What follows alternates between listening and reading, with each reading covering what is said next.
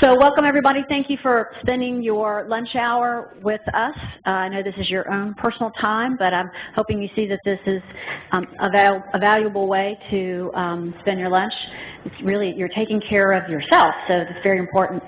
So as I said, we are your wellness administrators. Arlene and I came on board into these positions just this past February. So we're excited to roll out a lot of new programming, and so this is one of our new ones. This is the first of a three-part series, and so we hope that you are excited as much as we are.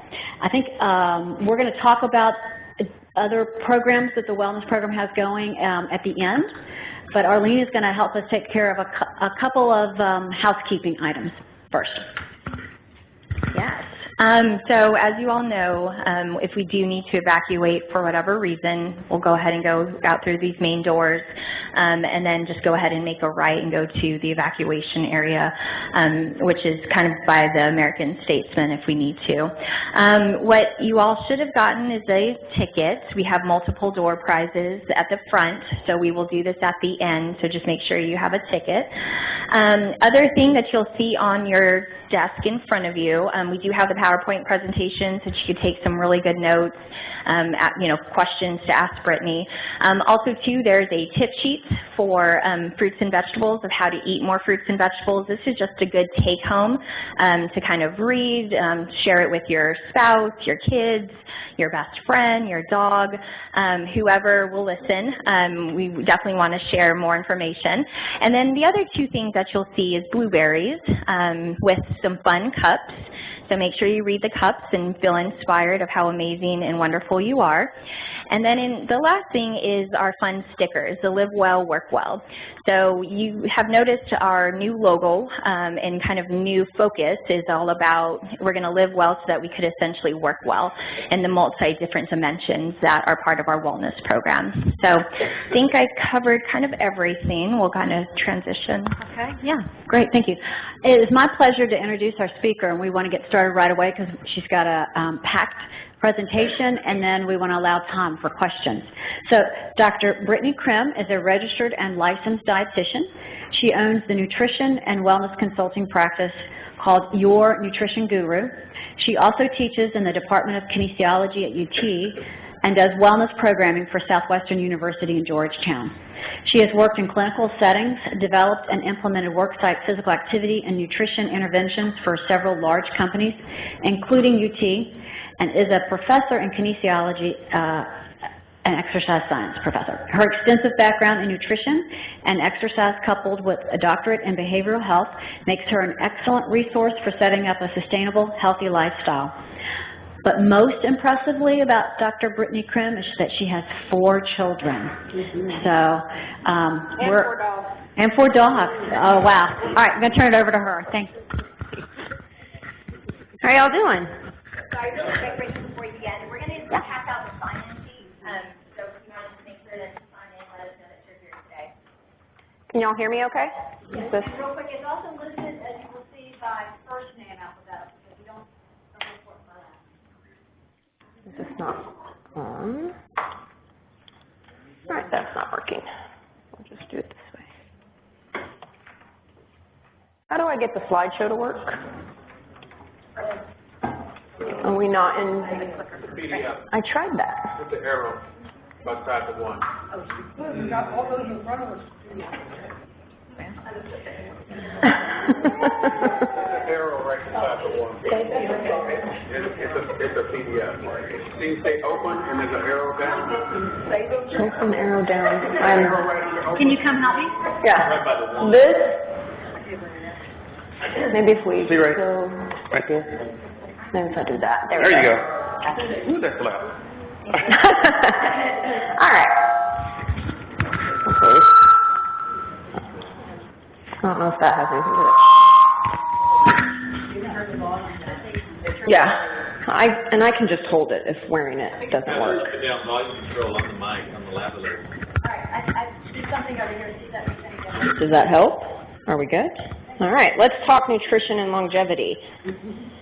So when we talk about wellness, a lot of people define wellness as the absence of disease, right? And that's really not what wellness is. You can be well and live a well life, but have a disease. So for example, you may be a diabetic and you still are very active and have no problems managing your life, etc., and you just manage that separate and you're on that wellness continuum.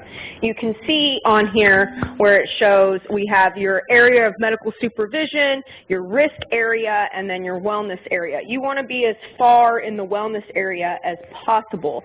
When you start to get into the risk area, you can tip into that presence of disease, where then you have to have some type of medical supervision, which means you're not living your full well life, okay?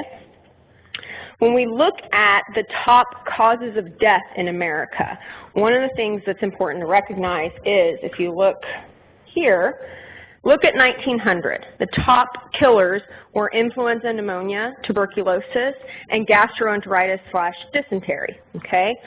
Now, which this is 1988, they still hold true to today, 2018, okay? It's heart disease, cancer, and cerebrovascular disease, okay? The difference being we have come up with modern medicine and different precautionary tools to make sure we don't have these problems, like we have plumbing and ways to clean our water, etc., so that we don't cross-contaminate soiled water with drinking water. And we've come up with treatments for pneumonia and influenza. We have their flu vaccines.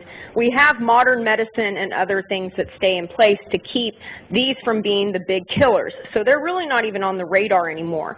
Where heart disease, cancer, and cerebrovascular disease, these are caused by what we call lifestyle choices. So you can prevent these by having positive lifestyle choices versus not so good ones.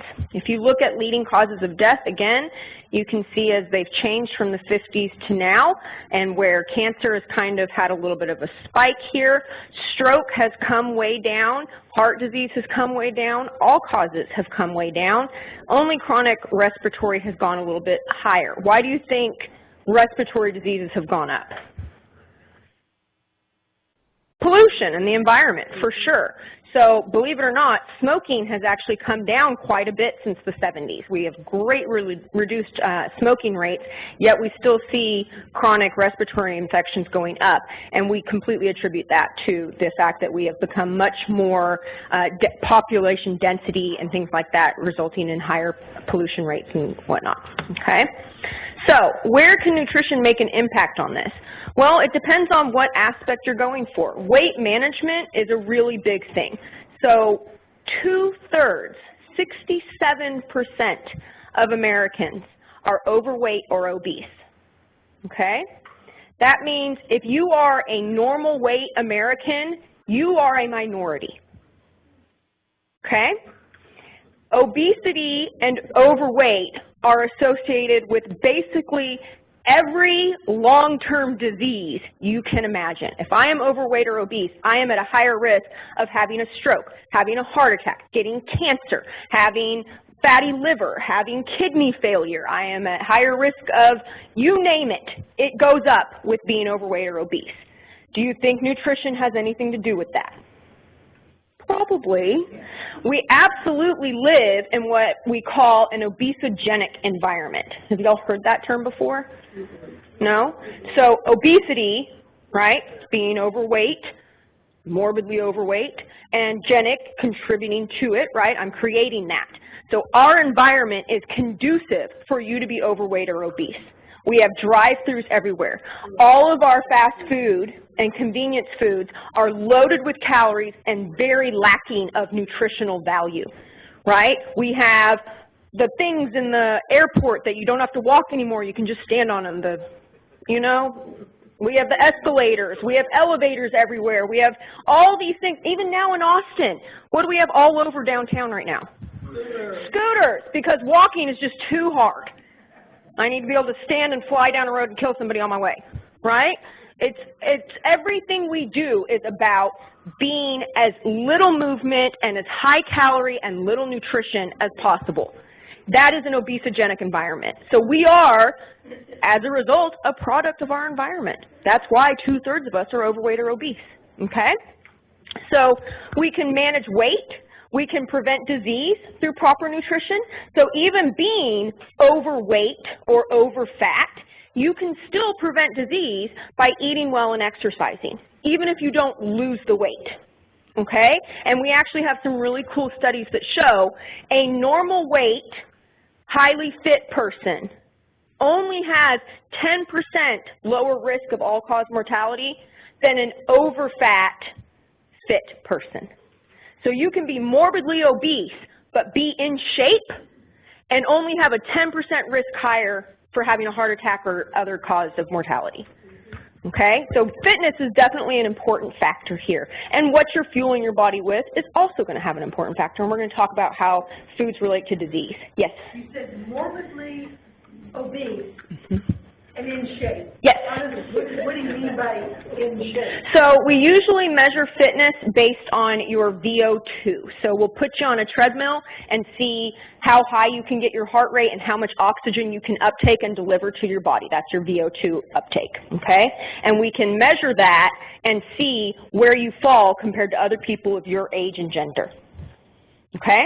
And if you are in the same relative category as your normal weight friend, you are basically at the same level of risk as them. It's a very small increase for being over fat, okay? And the reason they actually started researching this is because somebody realized sumo wrestlers never have heart attacks.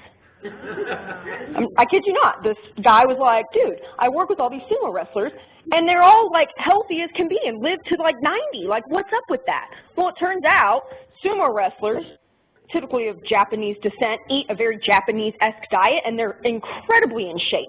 So even though they're taking on massive quantities of food, like 5,000 to 7,000 calories a day plus, they are working out and they are lifting massive amounts, and so then they did studies to look at where their fat is distributed. And they have what we call subcutaneous fat and very little visceral fat, meaning the fat packed in around their midsection and their organs was minimal, and the majority of their fat was under the skin, in between the muscle and the skin layer. Okay? Same thing with like NFL players. We have lots of linemen who are absolutely morbidly obese, but they're strong as all get out, and they can definitely out-sprint you, right? They are very in shape, even though they're morbidly obese. And so when we look at their relative risk of all-cause mortality, it really proves to be not a significant increase. Does that make sense? So where do you get that test? Where do you take that? You can, we offer it at UT. So any person off the street can call up the Fitness Institute Texas and say, I want to get a VO2 test. What is that? What is that stand for? What is it? Volume oxygen consumption, basically. So that Like at the doctor's office, or I go to like a fitness place or something. they may offer it at some of your cardiac rehab facilities, but my recommendation would be go to FIT because it's one of their professional services, and you pay and they put a mask on you and they put you on a treadmill and they make you run until you're about to fly off the back of the treadmill, and then they have a computer that analyzes how much oxygen you uptook and output. You've done it? Yep, and tells us where your fitness level is. So, no, it's not free. I think it's $90. Is it something we should do on our insurance, or is it just on our insurance? I don't, but I know FIT doesn't take insurance, so it wouldn't cover it there, but if you went to like a cardiac rehab, maybe, if you had a risk factor, but I don't know. Get a referral? Yeah, I don't know, okay? So we're looking at disease prevention through eating good nutrition. We also can look at disease treatment. If I am diabetic, I don't want to become an uncontrolled diabetic, so I am going to eat properly to manage my diabetes, right? So there's a number of ways that nutrition can make an impact on your health and longevity. We're going to start with just a basic understanding of weight management, okay? The basics is calories in, calories out.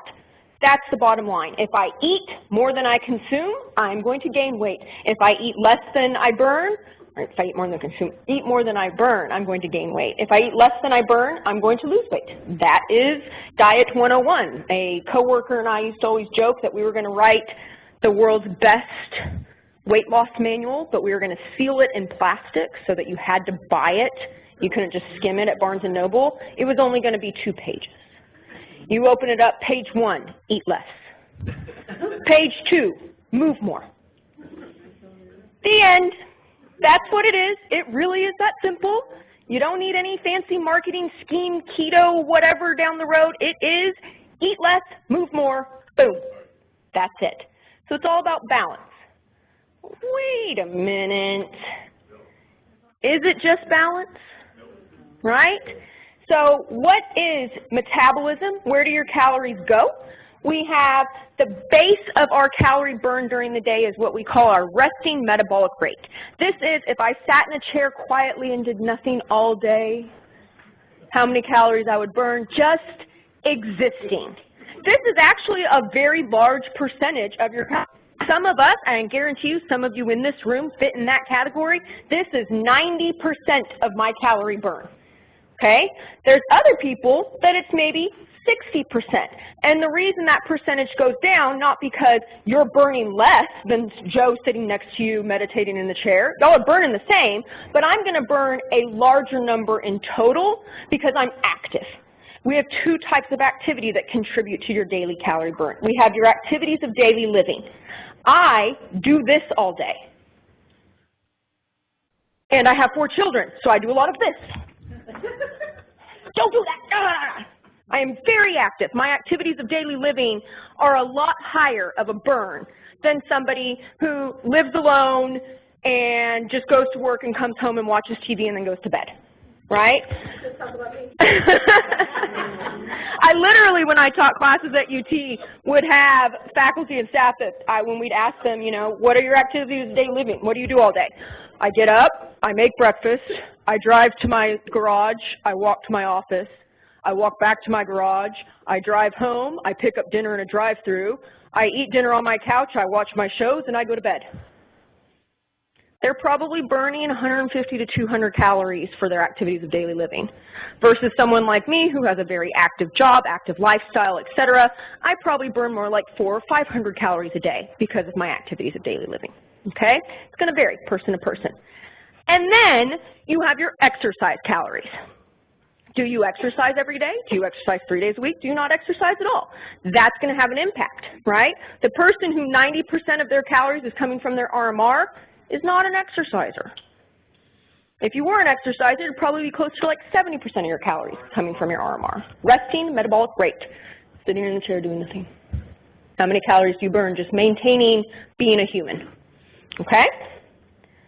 All right, so is it just calories in, calories out? Yes and no, right? How many of you have heard of intermittent fasting? And we have a whole talk on fad diet, so I'm not going to go there into detail today. One of the big fads right now is intermittent fasting. And it's, oh, it shocks your metabolism if you only eat for 4 hours a day, and or you only eat every 4th day, or whatever intermittent fasting protocol you're following. This idea that not feeding it and then feeding it a lot and then not feeding it shocks your metabolism. No. It's just our stomachs are so big that I can only pack so much food in that 4-hour window. And so it's going to lower my calorie input.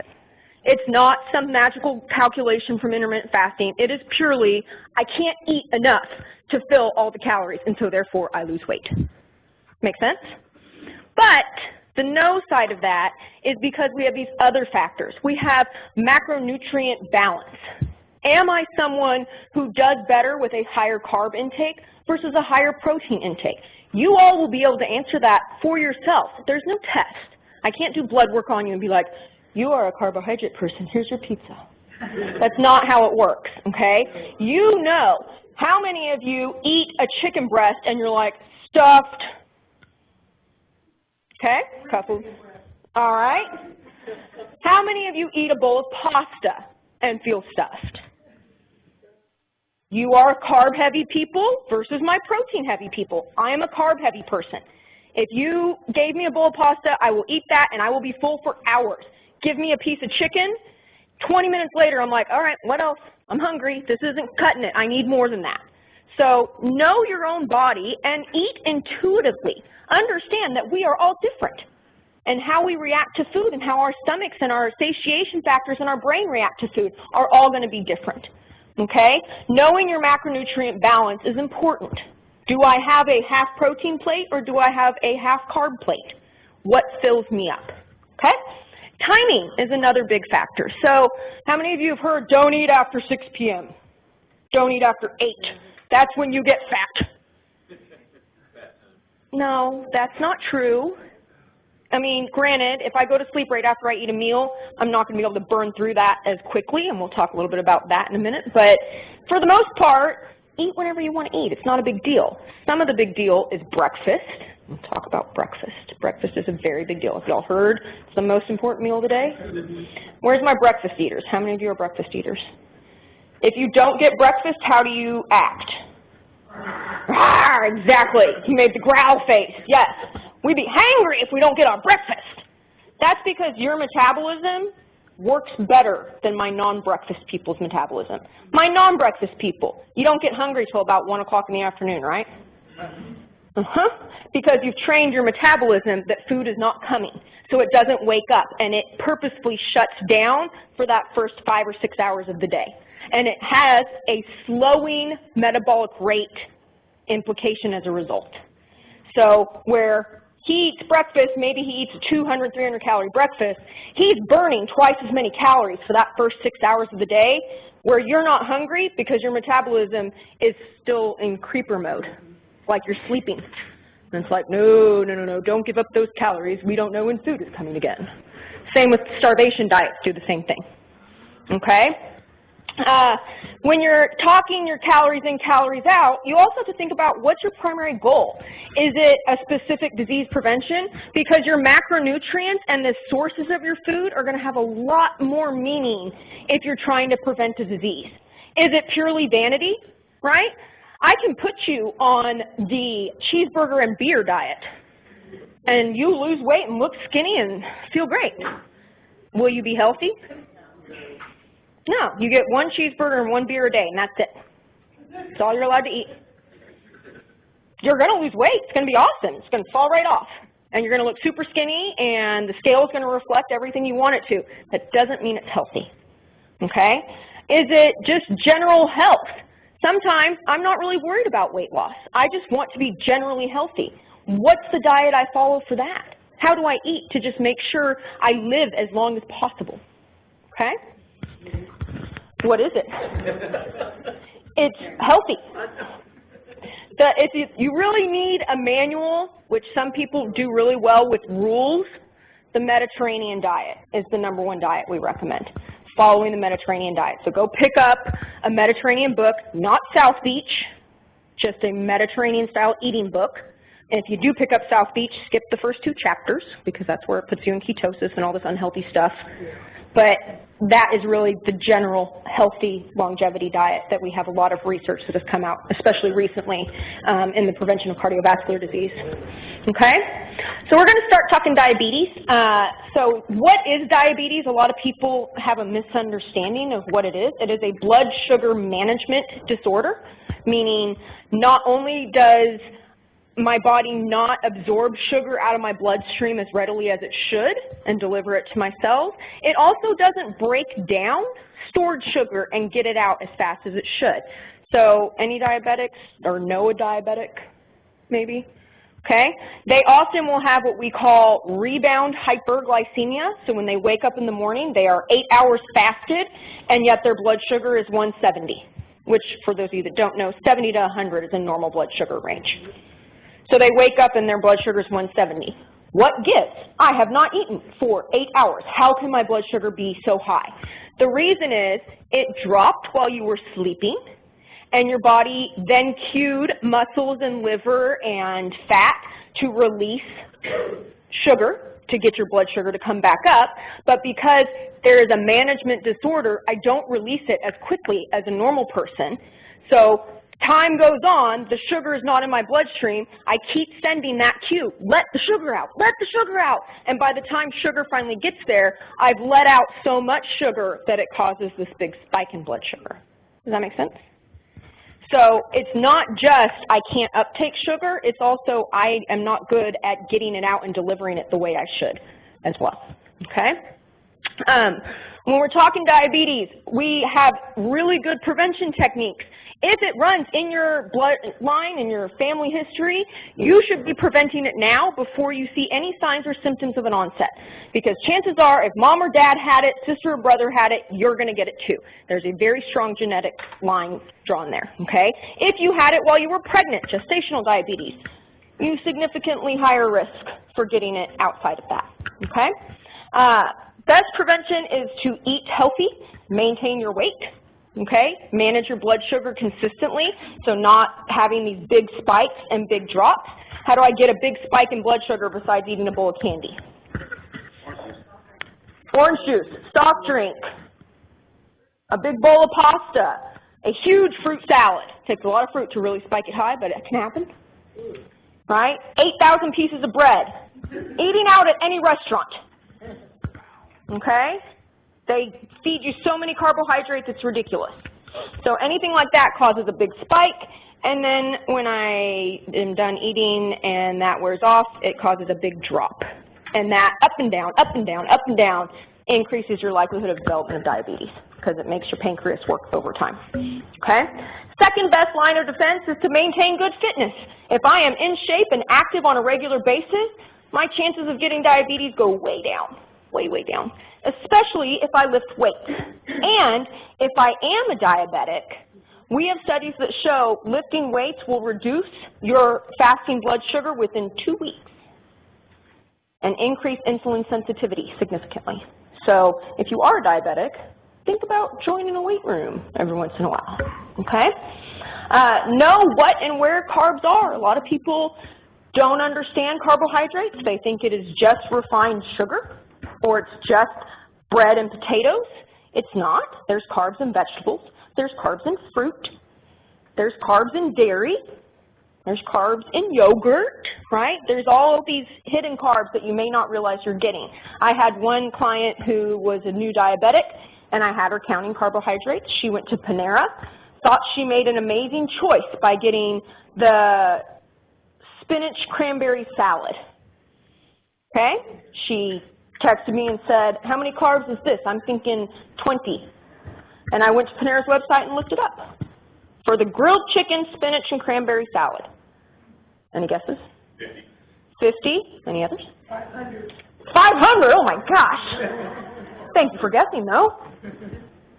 67 grams of carbohydrate in that salad. Right. Not calories. You were thinking calories, weren't you? That's why when you said 500, we're like, wow, that's a lot of carbs. Now, 67, but think about it. It's got dried cranberries. Yes. That's concentrated carbohydrate right there. It has candied walnuts. Yep. And it's got a raspberry vinaigrette. Carb, carb, carb, carb, carb. That's way more than she should have been eating. And she thought she was making the healthier choice. So understanding what you're actually getting and being able to identify where you're getting your nutrients from. Eat small, frequent meals is a great way for preventing diabetes because these small, frequent meals mean my blood sugar is going to go like this. Doo, doo, doo, doo. I put a little in, I take a little out, I put a little in, I take a little out. And it's lovely versus intermittent fasting. Let's eat everything in 1 hour. And then for 23 hours, I don't get anything. That's not going to be helpful for your blood sugar management, okay?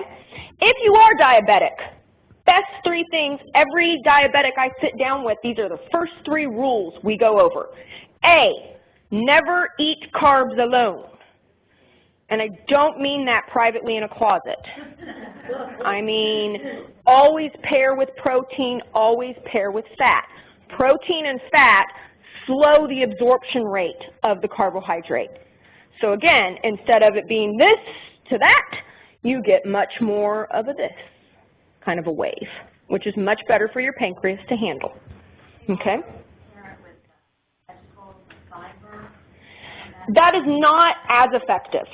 Yep, I almost always go with protein or fat. So have some cheese, have some nuts, have a nut butter, have some deli meat, whatever, especially like if you're just going to have an apple for a snack.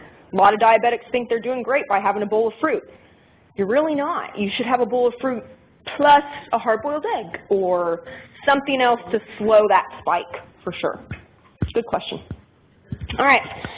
Following the fundamental rule of less than 15 grams of carbohydrate for a snack and somewhere from 30 to 60 for a meal. Sounds like a lot. It really isn't.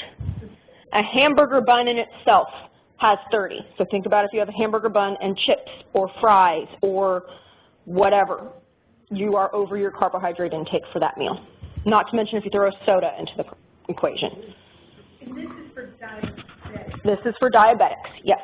In order to manage your blood sugar, we recommend, again, it depends on how far they are and how big they are. So if I have a 6'4" diabetic man, his meals are going to be closer to 60 as a good gauge for. If I have a 5'1" female, I tend to keep her closer to 30. So it will vary from person to person, but these are the general guidelines. My husband was diagnosed with diabetes, and we did this thing with the nutritionist, and she was saying that it was very important to eat some carbs. Yes, that's why it says 30 to 60. Okay, because it says 15 grams or less. For snacks. Okay. So you can have carb-free snacks as a diabetic, and that's perfectly fine. Have some beef jerky, have a handful of nuts, have a hard-boiled egg. But your meals, you should still have some carbohydrate. That's why it's really frustrating for us in the dietetic community for you guys to get diet advice from your physicians. Physicians, God bless them, love them. My sister's a physician. She's brilliant at what she does. They get zero education for nutrition in medical school. Zero. Nothing. They have no idea what they're talking about. Any diet advice they give you, they got just like you get from Facebook, from their friends, from whatever, and they're like, oh, this guy wrote a book and he's a doctor, so he must know what he's talking about. No, he doesn't. Please don't do that. Because they tell diabetics all the time, Adkins. You should go on Adkins, you're diabetic. No. It's terrible advice. And I have to go back and undo all the damage that they've done from putting themselves through this. So, yes, some carbohydrates is absolutely necessary. We don't want you on keto or ketosis, etc. And then, other most important, move often, especially after meals. So if you do break the 60-gram threshold, best way you can get that blood sugar back down, go for a walk. Go do some lunges, do some jumping jacks, do whatever. It'll bring your blood sugar rate down. Okay, I had a client who texted me and she was like, my blood sugar's up to 270, what do I do? I was like, go run. Now, run for your life, literally. Go run. And sure enough, 15 minutes later, she's like, oh, down to 130, I'm good. I'm like, yes, much better. Thanks, you're welcome. Bye. Okay, so.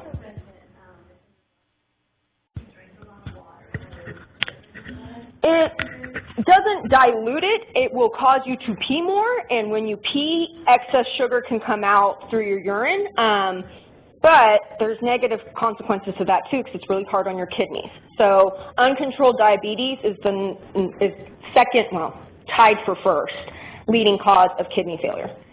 Uncontrolled hypertension is the other one. And again, both because they're having to pull all that extra sodium or sugar out of your bloodstream and filter it through your kidneys. So, why small, frequent meals? So let's go through what happens when we eat, okay? We eat something, right? Step one, eat food. Step two, nutrients will get broken down into their basic building blocks, and then they will be sent for absorption. Carbohydrates, the building blocks are sent where they're needed. So if my muscles need some glucose, they're going to take that glucose. If I have extra and my glycogen, which is my stored glucose, it's going to go there and get stored as glycogen. But that only has a certain capacity. Once those stores are full, they're converted into my unlimited storage. What's my unlimited storage? Fat, right? Protein's going to be broken down into amino acids. They're going to be sent to work where they're needed.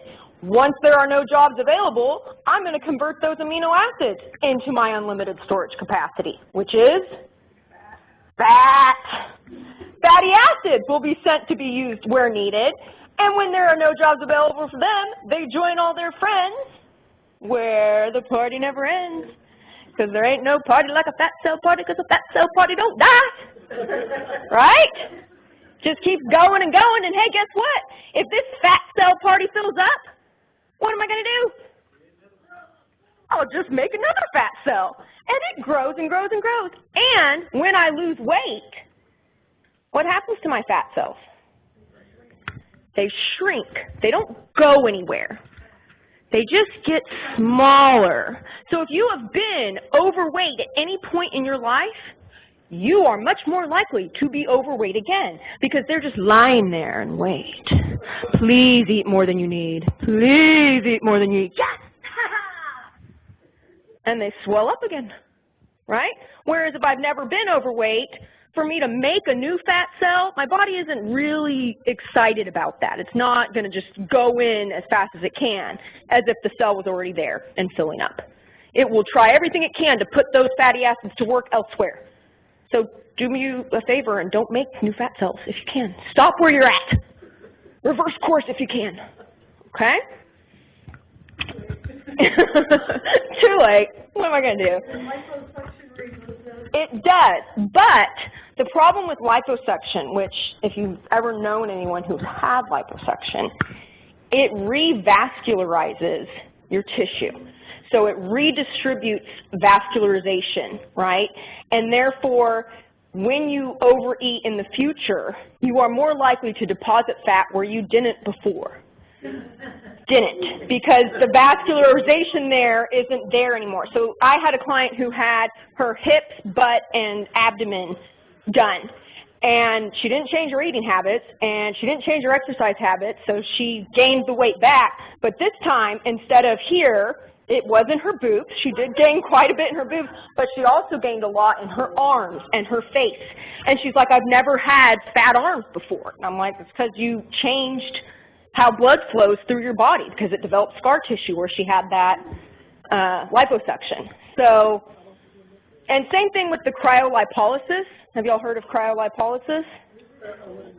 It's the cool sculpting, right? Which cracks me up because if you read about the whole process, you go to the cool sculpting place 3 or 4 times a week, and you sit there for an hour, and they vacuum a brick-sized amount of fat, and you sit there while it's vacuumed and frozen, and then it gets rid of it, and they're like, it's amazing results. In just 12 weeks, she lost 4 inches off her abdomen. Let's just think about this. What else could you do 3 or 4 times a week for an hour that would lose 4 inches off your abdomen and not cost you thousands of dollars? Just saying, if you have the time, and it's going to have all these other added benefits, you know, like decreased heart disease and stroke and better cognitive function and all that. But whatever, lazy America, obesogenic environment, I would rather pay $5,000 and sit and freeze my fat bricks. I don't know. So, but it does actually get rid of the fat cells as well. So there are ways we can get rid of them. I just don't recommend them. I'd rather shrink mine, okay? Fat is also more expensive than muscle, so I am apt to use muscle for energy when I'm low energy stores, which is why having this more regular blood sugar wave where I put energy in as I need it, and as it starts to get low, I put more energy back in, because when I have these big tanks, I'm going to draw from fat, but I'm also going to draw from muscle. So I'm eating a ton, and let's say I only need about 500 calories of energy, and I ate 1,100 calories in the meal, which go to any standard restaurant, that's about what you're going to get in a meal, right? If I eat that 1,100 calories, 600 of that calories is going to go into fat storage. Well then, when it drops and I need energy, I'm probably only going to take about 300 of those calories from fat, and I'm going to take the other 300 from muscle. How many people are in the I want to lose the muscle game? Nobody? That's not the general goal? So eating small, frequent meals will help you keep your muscle, and especially when you remember that muscle drives metabolism. The more muscle I have, the more I get to eat, which is awesome. Okay? All right. So back to the breakfast point. I told you we'd circle back to this. Why is breakfast so important? Not just because it kickstarts metabolism, but it also kicks off hormones that promote belly fat storage specifically. That key hormone, cortisol. Y'all heard of cortisol? It is often known as the belly fat hormone. It is the stress hormone. This is why type A's that stress out all the time and don't move get guts, right? Because when I get stressed out, my body decreases blood flow to the abdomen and increases it to the periphery, right? And it mobilizes fatty acids. So I have all these fatty acids flowing around, and they just get stuck in my abdomen because I'm not actually fighting or fleeing, which is what that is meant to do. It's meant to, if I'm stressed, I should be running and getting all those fatty acids delivered to my muscles in my arms and legs. But because I'm just sitting and stressing, it just accumulates around the midsection. When I go to sleep, I have a big spike in cortisol. This is to help repair all the cellular damage from the day, right? So I have to repair my brain, I have to repair my muscles, I have to repair all of this.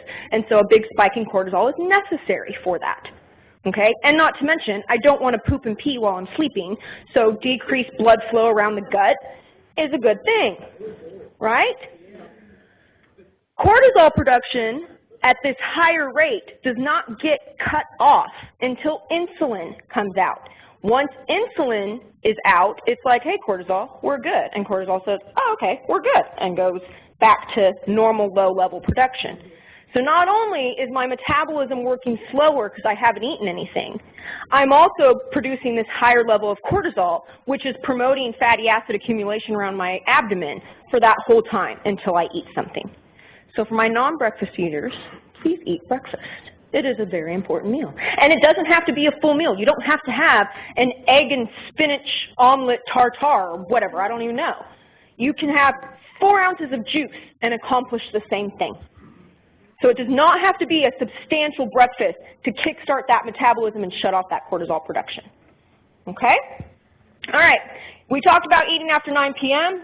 Totally fine, go for it, it's not going to hurt anything. The reason they don't eat after 7, whatever diets work, is because that's when we eat all our crap, right? That's when we sit around and eat ice cream and potato chips or cookies or whatever and watch TV. So if we say you can't do that anymore, all of a sudden 500 calories of empty crap isn't going to my body. Oh, I lost weight, imagine that. It has nothing to do with what time of day it was, okay? And we talked about cortisol production at night. All right, we're going to move a little bit faster because I am running out of time and I want to make sure I leave time for questions. So apologize for going really fast. Cardiovascular disease. So cardiovascular disease and diabetes, they go hand in hand. One increases the risk of the other, and if you have both of them, you are at significantly greater risk of having a major cardiovascular event than if you don't have one or the other. Okay, so if I just have high cholesterol and I don't have diabetes, my risk is much lower for having a heart attack than if I have high cholesterol and I have diabetes. So if I get one, I better start eating for prevention of the other and management of the one I have. Okay, and it's easy to do because heart healthy and diabetic diets are very similar and you can combine them for optimal health very easily. The DASH diet, this is the dietary approach to stop hypertension. You can buy the books on it, but basically it's just eat lots of fruits and vegetables, eat lots of whole grains, load up on fiber, stay away from animal fats and things like that. A lot of your animal products, keep them to a minimum, and don't eat a lot of salt, which if you eat out, this is really hard to do. Most restaurant meals will have somewhere between 1,000 and 2,500 milligrams of sodium, same for fast food. So, and even if you ask them to not salt, you're still going to be getting caught with a lot of salt. So you're going to have to cook at home if you're trying to stay healthy cardiovascularly. Minimal meat or animal products that include eggs. So the yolk has a lot of cholesterol. That is not necessarily a hypertensive thing. That's more of a, if I have atherosclerosis and high cholesterol, et cetera. Most people can process dietary cholesterol with no problem, which is why you can go to IHOP and have a 6-egg omelet and you don't have a heart attack, okay? People with high cholesterol, I will advise to limit their dietary cholesterol. But the most important thing when it comes to cardiovascular health and atherosclerosis and triglycerides and all that good stuff is saturated fat intake and making sure that we don't over-consume saturated fat, because saturated fat causes your liver to increase its own production of cholesterol, which is much more likely to be deposited in your arteries than anything that comes in from your diet. Okay? All right. Yes? If you have like steak and you have filet mignon that has a fatty meat, isn't the leaner meat healthier? Absolutely. Okay. Absolutely. And I am one that will not say no red meat unless you have colon cancer in your family history or in your personal history, or you have really advanced heart disease. For most of my women especially, I want you to get 2 servings of lean red meat a week, especially if you are still in the years of having a period on the regular, because we lose a lot of iron. We need to put iron back in, and red meat is absolutely the best source of iron. You're not going to get it in that dose and that bioavailability from any other food source. Okay? All right, fruits and vegetables. We have lots of benefits of fruits and vegetables. This is why things like Atkins and keto and all these other no-carb diets really make me mad, because you can't eat fruits and vegetables if you're following them, right? They are really great sources of fiber, insoluble and soluble, and we'll talk about which each of those are. They are your #1 sources for antioxidants. Antioxidants fight cancer. Cancer is one of our top killers. Why would I eliminate all the foods that fight cancer from my diet and think that this is a healthy, balanced way of eating? I'm going to eat nothing but olive oil and chicken. No. And then we have all these awesome phytochemical benefits, which are also cancer preventing. They are also heart healthy. They are also brain healthy and delay the onset of dementia and Alzheimer's and things like that. Why would I get rid of those? Eat colorful. All right. Insoluble fiber is going to be, yes? So there are foods that have no color, fruits and vegetables of no color, like bananas that we'll talk about, that have health benefits too. We will cover them. Don't worry, they're coming. Okay? But they have colorful outsides. So the insides are white, and they don't have a lot of color there. So insoluble fiber is what's going to keep your colon happy. Soluble fiber is what keeps your heart happy.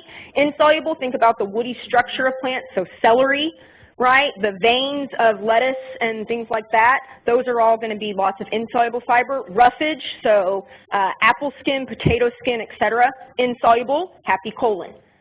Soluble helps remove cholesterol from your bloodstream, so that's going to be the fleshy part of the plant. So like a strawberry, the berry itself is soluble. The seeds on the strawberry are insoluble, so you're getting a double whammy of the good stuff. Okay? Antioxidant. So an antioxidant is a nutrient that acts to prevent oxidative damage caused by free radicals. They actually seek out the free radicals and remove them. So when your cells replicate, they will have a gene mutation by accident, which causes that cell to become wonky. That cell becomes a free radical. It's literally missing an electron in its outer shell. And because it's missing that electron, it's bebopping around in your body, kicking all the other cells, because it's pissed off. And it's like, well, you have a full electron shell. I don't. Where's my electrons? And it's mad at them. And then it damages those cells. And they lose an electron. And it's like, whoa, no, I'm pissed off too. Let's bebop around. And eventually, one of those may become cancer. Okay? What antioxidants do is they're like the electron godmother. And they float around and they're like, oh, are you missing an electron? There you go. You are happy and complete. And that crazy free radical goes, oh, I'm happy and complete. Never mind, I won't damage any other cells. I'm happy. Okay? The more I eat of these, the better off I am. There is no one that is superior over the other. Orange juice, which has tons of vitamin C in it, vitamin C is an incredibly powerful antioxidant, is just as effective as acai. Exactly. But it's really expensive. Or my pomegranate juice, right? I can spend $20 on a bottle of pomegranate juice, it's loaded with antioxidants, or I can spend $2 on orange juice. This one must be better. Oh, it's tons of sugar. Yes, gotta watch that too. Eat the fruit, don't drink the juice. Yeah, it's not bad for you. It's just really expensive antioxidants, where you can be getting really inexpensive antioxidants. And antioxidants work synergistically.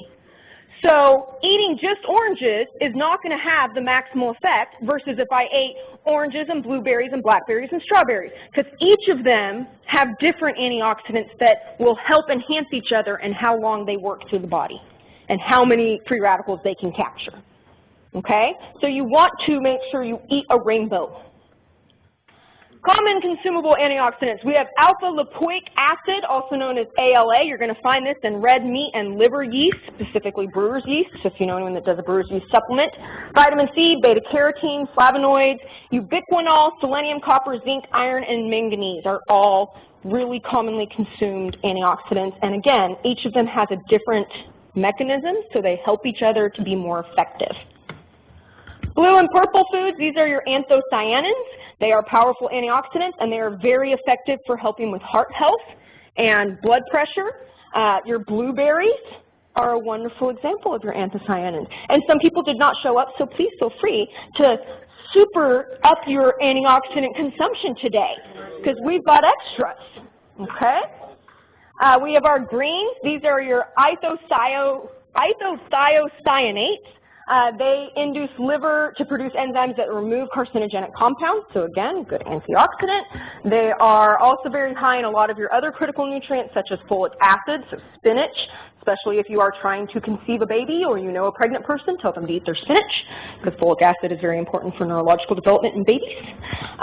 Vitamin C, vitamin K, and potassium. This is going to be a lot of your cruciferous vegetables. They're loaded with insoluble fiber as well, so they have really good heart health implications, as well as cancer prevention.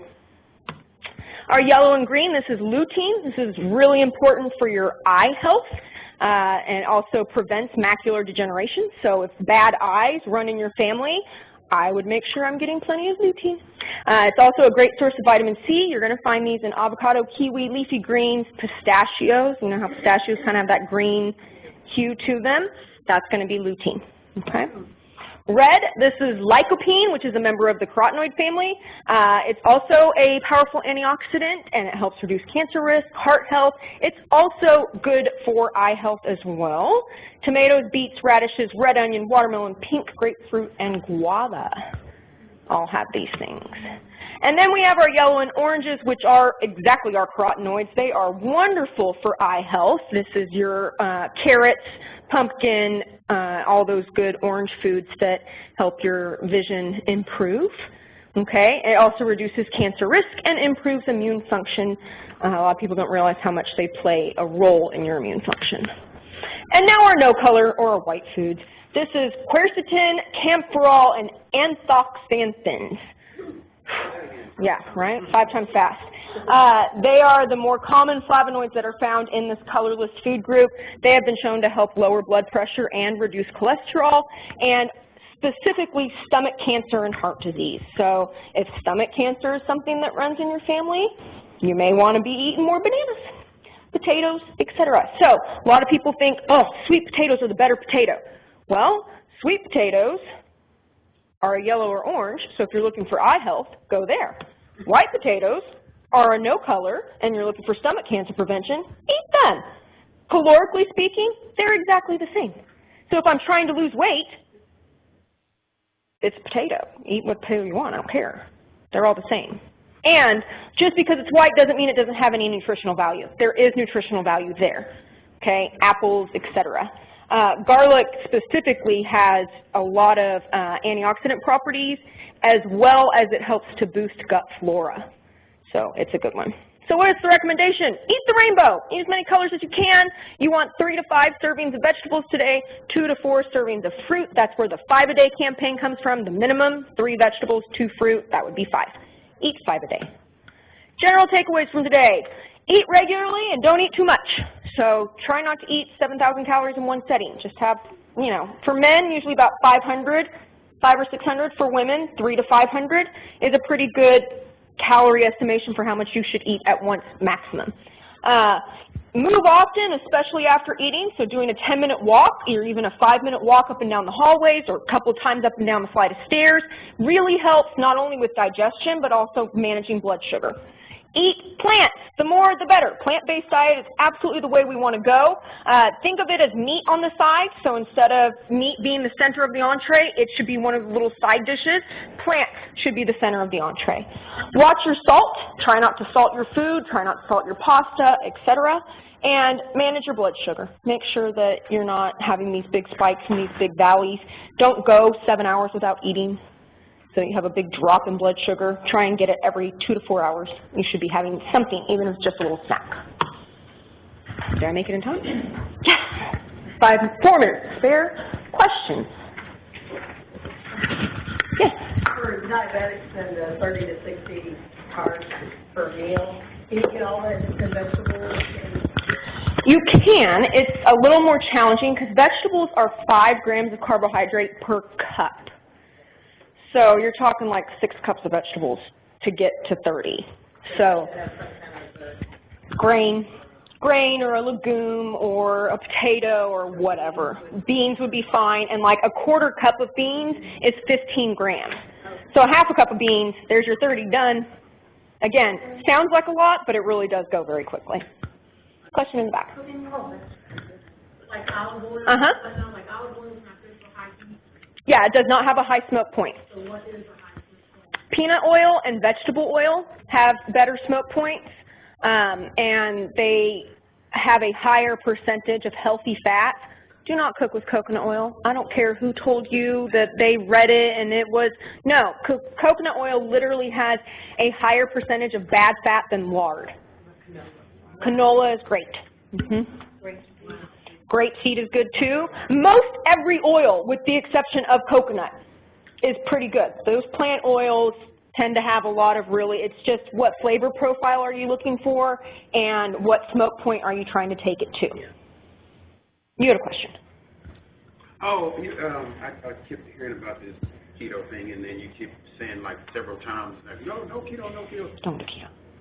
Can you, So that'll be next week. oh, really? Nutrition myth busting will be next week, but you can definitely take away from this week, don't do it. You'll get the science behind it next week. Besides, who wants to? I mean, literally it is, if you're doing a true keto, it's less than 18 to 28 grams of carbohydrate per day, which means you're basically eating oil and chicken. Like, you can't have any fruits or vegetables. Next week we're Can't have any grains. Trying to look after. That too. Time has come up, here, do this one, do that one. So don't do any of them, just eat healthy. That's the bottom line. No, that hurts my heart. Hurts my heart. And I will tell you from firsthand experience, I have had 2 patients in the past month who lost their gallbladders to keto. Within 1 week, had to have gallbladder removal surgery. It's too much fat. It's just too much fat. Okay. Are we good? We're good. We're going to do. All right. Thank you. Thank you very much. Thank you, Brittany.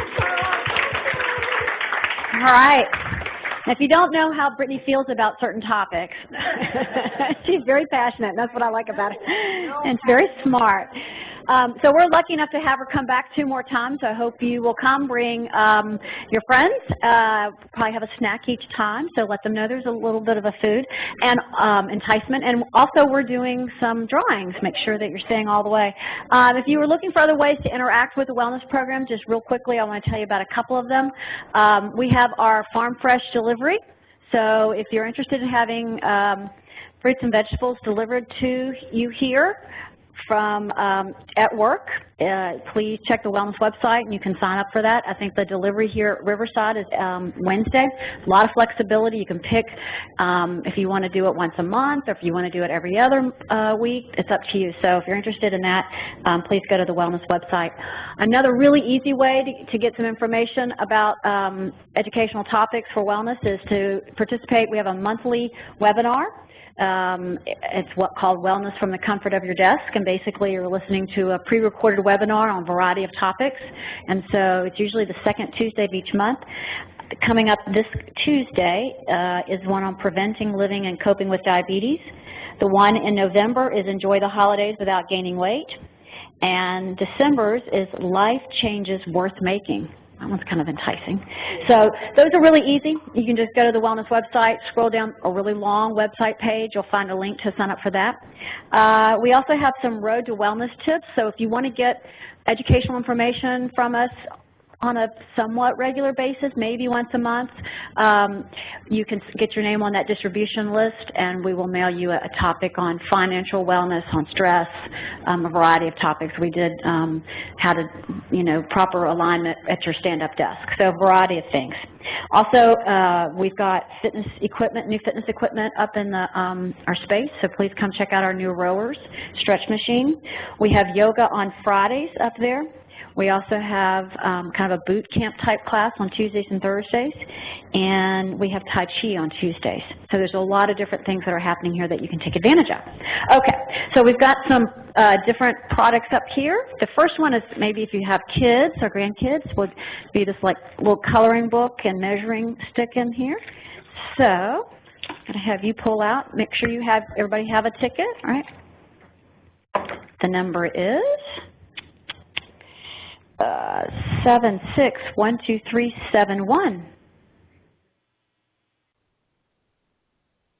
Is that you?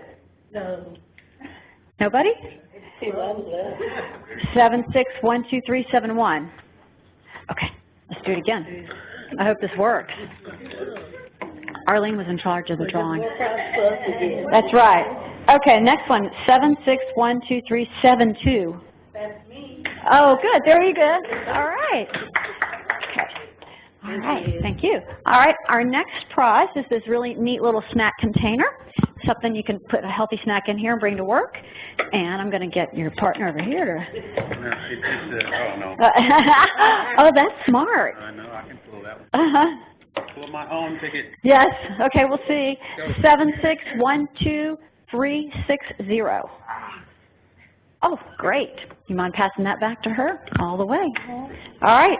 Next one is one of my favorite magazines. You get this month's issue, Cooking Light. So, I'm gonna, oh, you do? Oh, good. Okay, it is 7612351. All right. It's a lucky row. Keep on going. All right. We have a couple of these are really fun little recipe booklets, Farmer Market's book, cookbook. All right. It is 7612363. Oh, great. Pull another one. We've got two of those. And that one also goes to 7612364. Well, all right. Oh, okay. All right, I'm going to put her. I got this. I'll put it with you. I got it. Right here. Yeah, you can give it to her. Make sure. I'll never get it. Oh! All right, and the very last one is a Cooking Light slow cooker cookbook. I'm gonna let her do this. All right. The lucky ticket is 761356. No way! Get out of here. Right there. Nope. All right, thanks you guys. See you next week. Please pick up some extra blueberries on the way out. I'm done.